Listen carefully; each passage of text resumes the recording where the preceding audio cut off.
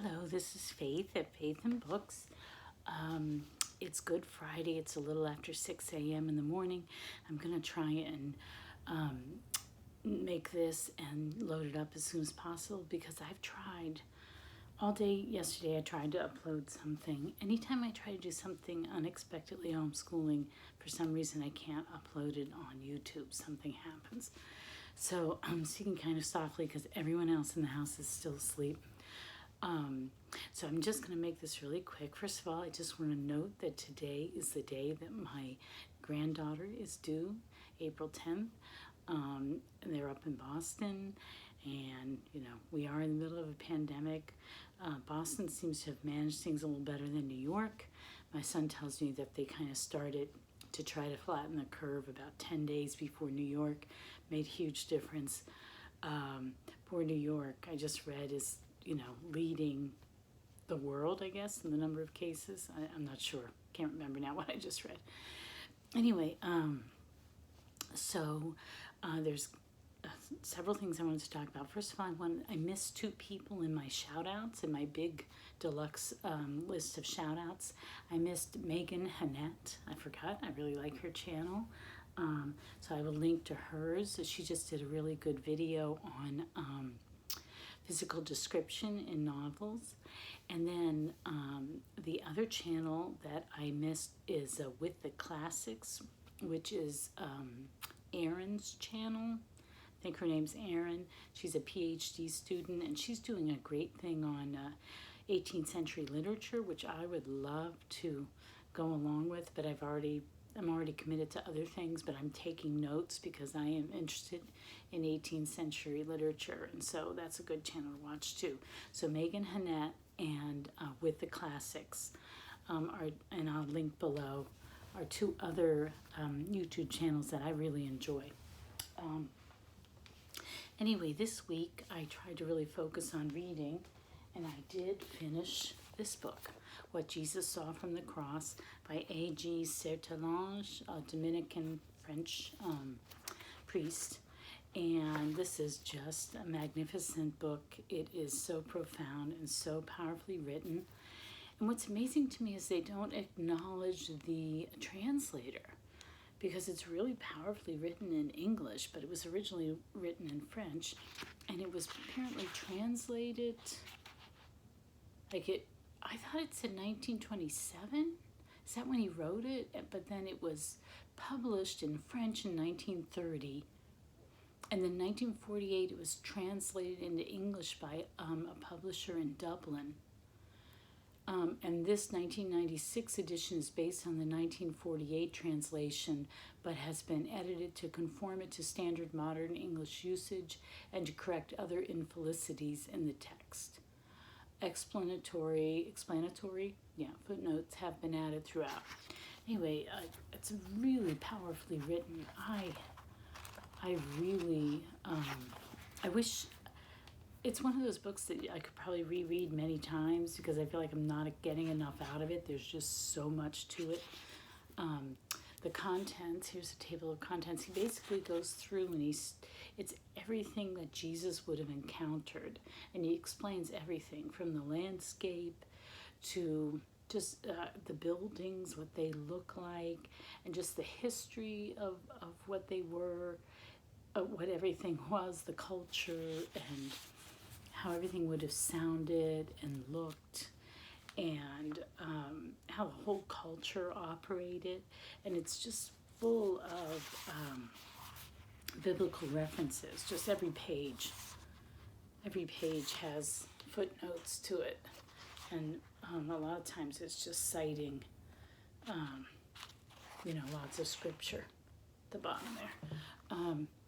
So the table of contents goes the view from the cross, Zion, which is the whole country there, his father's house, the temple, the upper room, all about, the need for the upper room and the apostles, the Mount of Olives, the passerby. That's where we really get into his passion, and the people who are watching the passion, and Veronica, the women of Jerusalem, his mother Mary, his loved ones, and he really talks about Mary there and the apostles.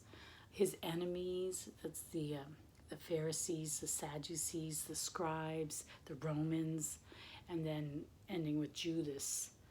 And then his tomb, the significance of the tomb, how they built tombs, like the architecture of tombs, what it represented. And then the last one is heaven, which is almost ecstatic in the way he writes about it. But I'll just give you a short quote. I mean, it's just, every paragraph is quotable pretty much. This is from the chapter on his enemies about Judas. It says, therefore, for at least a year, Jesus has been keeping among his followers a man whom he has unmasked, talking about Judas. Yet he treats him exactly as he treats the others. Judas, too, Jesus calls a friend. Upon him, too, he sheds the light of his soul, allowing him all the rights and privileges of intimacy. It does not appear that Jesus even refused Judas spiritual assistance, or that he excluded him when, in the days of their enthusiasm, he sent them 2 by 2 with the commission to prepare the way for him, confiding to them the secrets of the kingdom, that they might proclaim them, each according to his measure. Yesterday evening he washed his feet. That was Holy Thursday yesterday.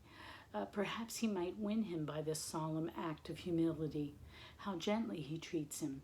We are reminded of the words of the prophet, the bruised reed he shall not break, and smoking flax he shall not quench. That's from Isaiah. The attitude of Jesus towards Judas is exactly God's attitude toward every human soul, toward every group of men, toward the whole human race, an amazing patience until the moment when all hope is lost and man has sealed his own doom. Anyway, excellent writing. I highly recommend it. This could be a book that you read every Lent if you're Christian, especially Catholic. But I think any Christian would benefit from it. So I'm glad I got that done. I just finished that this morning, by the way. The other book that I read this week, I just needed something light to read. I was going to read Eagle Against the Sun, which is about World War II in the Pacific. It's gotten to a really complicated part that I don't know anything about, and there's all these island names, and it's just really confusing. So I felt like I couldn't focus this week. So instead, I needed a comfort read, so I reread on my Kindle, I already had it, The Toll Gate by Georgette Hare, or Hire. And it was a fun reread. It's about a Captain Jack Staples, who's just come back from Waterloo. He's been in the army in the peninsula fighting Napoleon, and then he's just come back from Waterloo, and he's 29, and he's very restless. Civilian life is boring to him. His family, he has affection, but they're kind of tedious and dull, and he's a really restless person who needs adventure. And he's this big blonde guy. Hire just has a thing for tall people or big people. She just goes on and about that in this book. But anyway, so he decides to go visit a friend. So he breaks away early from this party that his family's having for an engagement. And he goes off to visit a friend, and he winds up getting lost, and it's raining really hard, and it's night, and he stumbles on this toll house, and it turns out that the toll, the toll gatekeeper has gone off, and he's never returned. He left his 10-year-old son there, and the son is very afraid. And so Captain Jack he's a nice guy, he's a very kind person. He's curious about what happened to the father, and he's cold and wet and lost, so he decides to stay and play gatekeeper. And then the next morning, when he's trying to figure out what he's going to do with this poor boy that he doesn't want to leave, he sees Miss Nell, and it's love at first sight. And so then he decides he's going to stay to see if he can get to know her better. And he doesn't care that people think it's odd that this guy who's obviously upper class is running the toll gate. And so, but there's a mystery. And so Miss Nell is in danger. And so we learn about, so it's a romance and it's a mystery at the same time. So Hair is really a really fun read. It's light. They're Regency romances, so they're sort of formulaic. But she has so much wit. She's really good with dialogue, and they're always really funny and with delightful characters. And this one has a mystery to it. I was a little bit, at the end, I was a little bit unsettled because they're not exactly ethical at the end. But anyways, it was a fun reread. I think it's one of my favorite Hares. I never pronounce her name right. Anyway, it made me think that it might be a good thing to do a year of reading Georgette Hare, like maybe for 2021. I don't know if people would be interested, but she wrote like 50 books. And some of them are Regency romance. Oh, here, I got them out. Yeah, I don't have, a lot of the ones that I have of hers are on my Kindle. But I do have a collection of some of hers. Like here, this is a historical fiction, The Spanish Bride. So that's based on real events. It's about the Napoleonic Wars and this British man who falls in love with a Spanish woman. And so it's based on diaries and things like that, I think. It's a fun, interesting book. This is one of my favorites, Pharaoh's Daughter. It's really reminiscent of the same sort of tension between Darcy and Elizabeth in Pride and Prejudice, but in a completely different setting. But this one is really fun too. She has a good sense of humor. And this is also one of my favorites, Sylvester. And again, there's a lot of reference to Pride and Prejudice in this. Just whole scenes are sort of pulled out and rewritten, but very, very cleverly done. She's really fun. So I might try to do a year of reading Georgette Hare for 2021. So I got that idea. Anyway, so today's Good Friday, and it's a day of fast and abstinence and prayer. But I did start reading another book. I'm still pecking away at the, why do I keep saying escape? Eagle Against the Sun on the Pacific Arena of World War II. I'm going to try and read more of that so that I can get a handle. The problem with it being on the Kindle is I really need maps and like diagrams to explain where things are and what they're doing. So I can't get it just from reading it. I need visuals. And the other thing is I picked up this book to read just because I need something light. This is The Marriage of Catherine. I hauled this last November. It's by D.E. Stevenson.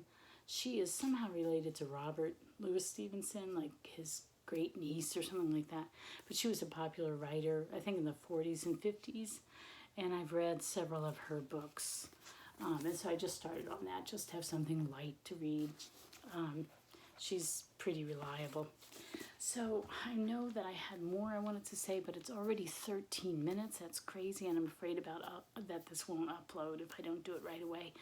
So I will see you later, maybe Tuesday or something. I don't know. But anyway, if you are Christian, have a beautiful Easter, and I'll talk to you later. Bye.